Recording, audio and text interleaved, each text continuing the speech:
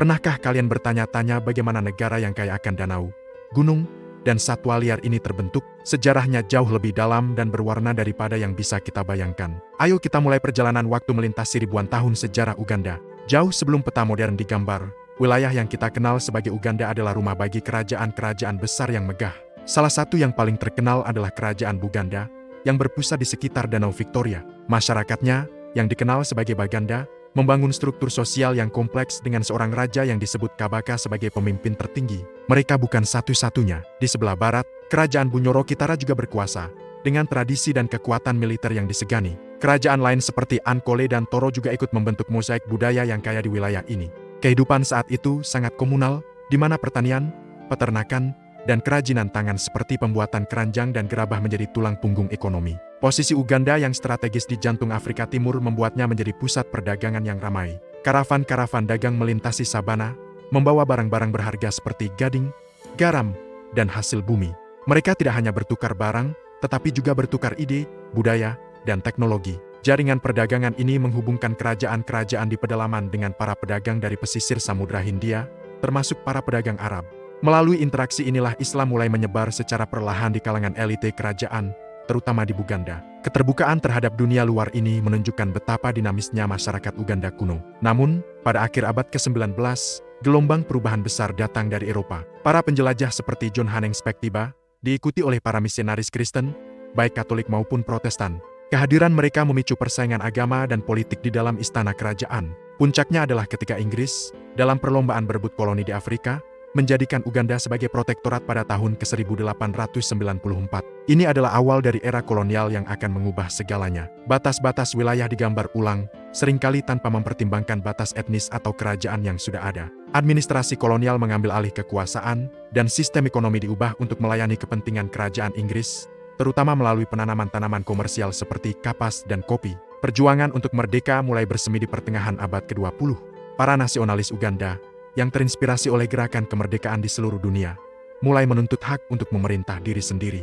Setelah negosiasi yang panjang dan rumit, Uganda akhirnya meraih kemerdekaannya dari Inggris pada tanggal 9 Oktober tahun 1962. Milton Obote menjadi Perdana Menteri pertama, dan Kabaka Mutesa kedua dari Buganda menjadi presiden seremonial. Awalnya, ada optimisme besar untuk masa depan. Namun, harapan itu segera memudar ketika ketegangan politik antara pemerintah pusat dan kerajaan tradisional, terutama Buganda, memuncak. Periode pasca kemerdekaan sayangnya diwarnai oleh ketidakstabilan politik. Pada tahun 1971, sebuah kudeta militer yang dipimpin oleh Idi Amin menggulingkan pemerintahan Obote. Rezim Amin yang berlangsung selama 8 tahun menjadi salah satu periode paling kelam dalam sejarah Uganda. Pemerintahan yang brutal ini menyebabkan penderitaan yang mendalam bagi rakyat dan menghancurkan ekonomi negara. Banyak warga terpaksa melarikan diri, dan negara ini terisolasi dari dunia internasional. Pada tahun 1979, rezim Amin akhirnya tumbang setelah perang dengan Tanzania. Setelah jatuhnya Amin, Uganda kembali mengalami periode konflik dan perang saudara. Milton Obote kembali berkuasa, tetapi pemerintahannya kembali diguncang oleh pemberontakan. Di tengah kekacauan ini, sebuah gerakan perlawanan yang dipimpin oleh Yoweri Museveni mulai mendapatkan kekuatan. Setelah perang gerilya yang panjang, Gerakan Perlawanan Nasional pimpinan Museveni berhasil mengambil alih kekuasaan pada tahun ke-1986. Momen ini sering dianggap sebagai titik balik menuju era baru yang lebih stabil bagi Uganda. Sejak saat itu, di bawah kepemimpinan Presiden Museveni, Uganda telah membuat kemajuan signifikan dalam memulihkan stabilitas dan membangun kembali ekonominya. Negara ini berhasil mengatasi berbagai tantangan, termasuk pandemi HIV atau AIDS di masa lalu. Dengan program-program yang diakui secara global, perekonomian mulai tumbuh, didorong oleh sektor pertanian, pariwisata, dan penemuan cadangan minyak. Pembangunan infrastruktur seperti jalan dan pembangkit listrik terus digalakan untuk mendukung pertumbuhan jangka panjang.